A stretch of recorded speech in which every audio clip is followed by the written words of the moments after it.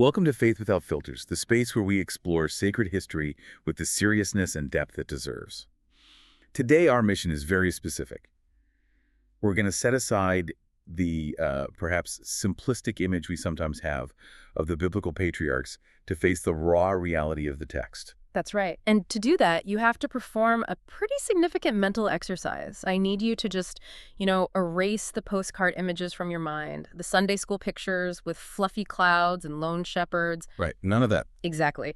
Today we are traveling to the Near East of 4,000 years ago, and it's not a fairy tale. It's a real, arid geopolitical landscape defined by tribal warfare, fragile alliances, and a constant, I would say, brutal struggle for control of resources and trade routes. So we're talking about pure hard history, and specifically we're diving into Genesis chapter 14.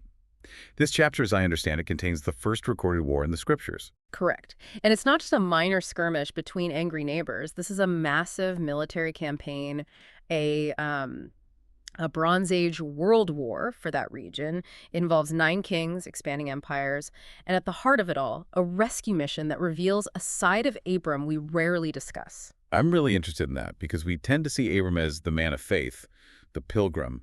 But here, it sounds like we're going to meet a very different Abram. We're going to meet Abram the strategist, the military leader, the man who understands international politics maybe better than the kings around him. All right, let's get into it. To understand any war, you first need to understand the board. What lit the fuse here? Because this whole situation feels like a powder keg. The conflict begins with one central figure, Chedorlaomer, king of Elam. Now, Elam was a major power located in what would be modern-day Iran. Historical sources and the text itself present Chedorlaomer not as just some petty king, but as the hegemon, the superpower of the moment. And the text says he had subjugated several cities in the Jordan Valley. Yes, for 12 years. And when we say subjugated in the ancient Near East, it doesn't mean sending diplomatic notes asking for cooperation. It means strict vassalage. Tribute. Money. Money, grain, manufactured goods, probably even people. The cities of the plain Sodom, Gomorrah, Admah, Zeboim, and Zoar were being economically bled dry year after year to enrich Elam. It was an oppressive relationship. And I imagine oppression has a breaking point. Exactly. In the 13th year, these 5 local kings decide to rebel. They refuse to pay. It's a direct act of defiance. They probably thought distance was on their side. Elam is a long way away. Maybe they miscalculated and thought, is the emperor really going to march thousands of miles just to punish us? A fatal miscalculation from the looks of it. Fatal, because Chedorlaomer was not someone who would let an insult to his authority slide. In the 14th year, he mobilizes the empire, and he doesn't come alone. He brings a formidable coalition with him. The text mentions some imposing names. Amraphel of Shinar, which many historians associate with the region of Babylonia. Arioch of Elasar, and title King of Nations. That title, King of Nations, or Goyim in Hebrew, suggests title led a confederation of nomadic tribes, perhaps mercenaries. So you have 4 imperial kings, a professional, disciplined army, marching west to crush 5 local city-state kings. Now, there's a detail in their military strategy that I find fascinating, and it proves this feels like real history. If you look at the map, you'd think that if the rebels are at the Dead Sea, the invading army would just go straight for them, but they don't do that, do they? No, and that's the macabre genius of Chedorlaomer. They take what was known as the King's Highway. It's a vital route, an ancient superhighway that runs east of the Jordan River through the Transjordanian Plateau. And what was the point of taking that long route? To secure the rear and cut off any potential support. Before facing the main enemy, Chedorlaomer carries out a systematic campaign of annihilation against all of the rebels' potential allies. He sweeps the map from north to south. And look at who he defeats. The text is very specific. It mentions the Rephaim and Ashtaroth Karnam. Let's pause there for a second. The Rephaim. Yeah. To a modern reader, it's just a strange name. But to the ancient audience, that name would have evoked terror. The Rephaim, along with the Zuzim and the Imim, who were also mentioned, were peoples that biblical tradition associates with warriors of great stature. Giants. They were formidable, almost legendary clans. So Chedorlaomer isn't just winning battles, he's crushing the giants of the land. Exactly. It's a display of shock and awe. The message is clear. If I can destroy the Rephaim in their own strongholds and the Horites in the mountains of Seir, what hope do you little kings of Sodom, possibly have? It's a strategy of total intimidation. And then they make that turn in the south. Yes. They go all the way to the edge of the desert, they loop around at Kadesh, a classic pincer move, and they come back north, hitting the Amalekites and the Amorites. They've essentially cleared the entire border around the Dead Sea. They've left Sodom and Gomorrah completely isolated. No allies, no escape routes. By the time the 4 imperial kings finally turned their attention to the Valley of Siddim for the final battle, the rebels were already strategically and morally defeated before the first arrow was even fired. Let's talk about that final battle in the Valley of Siddim, because the terrain here plays a leading role, almost like another character in the story. The text says the valley was full of asphalt pits, or bitumen. It's treacherous geography. Imagine a natural minefield. This bitumen, or tar, would sieve it to the surface. If you don't know the ground, it's deadly. You would think the local kings bear of Sodom and Bersha of Gomorrah would use that to their advantage. It's their home turf, they know the terrain, they even have the numerical advantage, 5 armies against 4. And yet, what we see is an absolute disaster for the local coalition. This just speaks to the huge difference between maybe a poorly trained city militia and a battle-hardened imperial army. Chedorlaomer's forces break the rebel lines almost immediately. And the text is very graphic. It says that as they fled, the kings and their troops fell into the very tar pits they might have thought would protect them. It was a rout. Panic just took over. Those who didn't get trapped in the tar fled for their lives into the mountains. The cities were left wide open, defenseless. And here we shift from geopolitics to human tragedy. The invaders enter Sodom and Gomorrah. The sacking. They take everything. The food reserves, the gold, the goods, and the most valuable commodity of that era, the people, slaves. And among that crowd, chained and dragged into exile, is a familiar face, Lot, Abram's nephew. Yes. You can't help but feel the tragic irony of this moment. If you remember the previous chapter, Genesis 13, Lot chose to live on the plains of the Jordan because they looked like the garden of the Lord. He chose by sight, by economics, by apparent prosperity. He moved toward Sodom looking for a better life. He chose prosperity without considering the political security or the morality of his environment. And now, that very prosperity has made him spoils of war. He's lost everything. His goods, his freedom, his family's safety. It's a reminder, maybe for us too, that wealth in a compromised place is always fleeting. The news of this disaster travels fast. A survivor manages to escape the carnage. He runs for miles until he reaches the Oaks of Mamre in Hebron, where Abram is living. You have to picture the scene. Abram is living peacefully in his tents under these great trees. He's completely removed from this international conflict until this messenger arrives, probably wounded and exhausted. And this is where our perception of Abram has to change radically. Yeah. Because the natural reaction would have been fear or, paralysis. Of course. Think about it. If these 4 kings just annihilated the Rephaim, the Amalekites, and 5 combined armies, what can one man do? Or Abram could have even had a passive spiritual reaction, said something like, well, it's God's will, I'll pray for Lot. But he doesn't do that. Abram acts. The text says he called out his trained men, and there's a numerical detail here that is astonishing in its specificity. 318. 318 men. And the key phrase is born in his household. This is a very important technical detail. It reveals that Abram is not just some nomadic shepherd with a few sheep. He's the head of a princely clan, a complex social organization. To have 318 military-age men, loyal, trained, and equipped in your own house. We're talking about a community of, over 1,000 people? Probably. Abram has a private army, an elite force ready to mobilize at a moment's notice. This requires resources, it requires discipline, and it requires leadership. And it doesn't go alone. The text mentions his allies, Mamre, Eshcol, and Aner. Amorite chieftains. This tells us Abram knew how to play politics. He had mutual defense pacts with the local leaders. He wasn't a hermit. But even with his allies, chasing a victorious imperial army seems like madness. On paper, it's a suicide mission. They pursue them all the way to Dan in the far north. We're talking about days of forced marching, but this is where Abram shines as a strategist. He doesn't fight like a city king, he fights like a special forces commander. The text says he divided his forces against them by night. There's the key. Night and divided forces. It's asymmetrical warfare.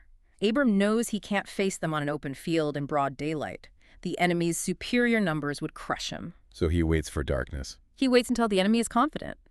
They're at Dan, far from the battlefield, celebrating their victory with the loot, probably with their guard down, maybe drunk on success, and then suddenly, in the middle of the night, total chaos. Shouts, attacks from multiple sides. Panic is Abram's primary weapon. In the dark, the Imperial soldiers don't know if they're being attacked by 1,000 men or 10,000. The chain of command breaks. The confusion is absolute. And Abram doesn't just hit and run, he pursues them. All the way to Hoba, north of Damascus. It's a relentless pursuit. It is a total victory. He recovers Lot, the women, the people, and all the goods. Abram the Hebrew has accomplished what 5 kings and the entire region could not. He has humiliated the superpower. And now we come to what I believe is the theological heart of this entire story. Abram returns victorious. He arrives at the Valley of Sheva, the King's Valley. And there, a summit meeting takes place. 2 kings come out to meet him. It's a cinematic and deeply theological scene. 2 figures who could not be more different. Let's talk about the first enigmatic character who appears almost out of nowhere, Melchizedek. Melchizedek. His name in Hebrew, Melchizedek, means king of righteousness. And he is king of Salem, which tradition identifies with ancient Jerusalem. Salem means peace. King of righteousness and king of peace. And his most important title, priest of God Most High, El Elyon. His appearance sort of interrupts the politics of the moment, doesn't it? He doesn't bring a treaty, he doesn't bring soldiers, he brings bread and wine. It's a gesture of royal hospitality, yes, but it's loaded with profound symbolism. In the midst of the dust and the sweat and the blood of war, this priest-king offers sustenance and blessing, and his words put everything into perspective. He says, "Blessed be Abram, by God Most High, creator of heaven and earth, and blessed be God Most High, who has delivered your enemies into your hand." Pay close attention to what Melchizedek does here. He reinterprets reality for Abram. He's saying, your night raid was brilliant, your 318 men were brave, yes, but make no mistake, the victory is not yours. It is a gift from El Elyon. And how does Abram respond to that shift in perspective? With absolute humility. He gives him 1/10 of everything. It's an act of spiritual submission and acknowledgement. Abram, the military victor, the most powerful man in the valley at that moment, bows to the spiritual authority of Melchizedek. He recognizes the divine source of his success. But then the camera turns, and the other king steps onto the stage. Bera, the king of Sodom. The contrast is jarring. Melchizedek offers blessing and theology. Bera offers a business deal. We have to remember, Bera is the survivor from the tar pits, the one who fled while his people were captured. And now he approaches Abram and says, "Give me the people, but keep the goods for yourself." You have to understand the laws of war at the time to grasp the audacity, maybe even the insolence of this proposal. By ancient custom, Abram had won everything. The people and the goods were his by right of conquest. Bera had no negotiating power. Really, Bera's just trying to save face, isn't he? Trying to reclaim his political power, the people in exchange for allowing Abram to keep what technically is already his. It's a dirty transaction. Bera wants to act as if he's still in charge, as if he can make deals as an equal. And the temptation for Abram here is very real. Let's not underestimate it. We're talking about immense wealth, the plunder of several cities. Abram could have become the richest king in the entire region in that single moment. He could have established a dynasty right then and there. But Abram's response is sharp. You can almost feel the electric tension in the air. He raises his hand and swears an oath to the Lord God Most High, using the very title Melchizedek just taught him, that he will take nothing. Not even a thread or a sandal strap. It's such a powerful phrase, an absolute refusal. And the reason he gives is fascinating. He says, so that you will never be able to say, I made Abram rich. That is integrity. It's integrity and it's independence. Abram understands something fundamental. Accepting Sodom's money means being tied to Sodom. If Bera makes him rich, Bera will have leverage over him. Bera will be able to claim credit for Abram's rise.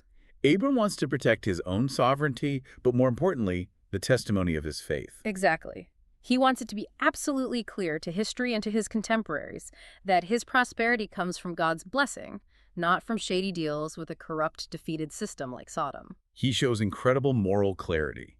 He accepts what's fair for his men, that they should eat, because a worker deserves his wages, and the share for his allies, honor Eshcol and Mamre, respecting their rights.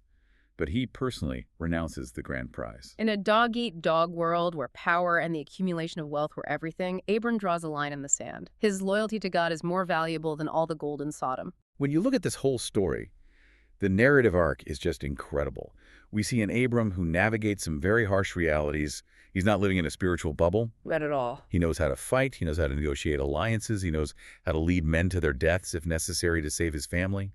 But at the end of the day, His heart doesn't belong to that system of power. That is the key lesson we're pulling out today.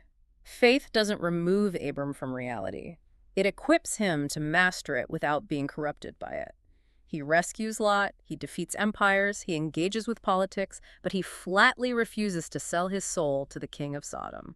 And this leaves us with a provocative question to consider as we close this deep dive, because Abram's story is also a mirror for us. It is. In our own lives, we often fight our own battles. We achieve victories, whether in business or our careers or our personal lives.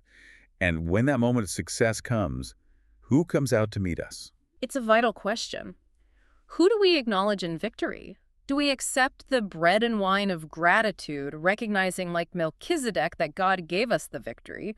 Or are we tempted to make a deal with the king of Sodom? Are we tempted to accept that wealth or that recognition or that position that comes with moral strings attached, with ethical compromises we know we shouldn't make? Sometimes saying no to the spoils is a far greater and more heroic act of faith than winning the war itself. No doubt.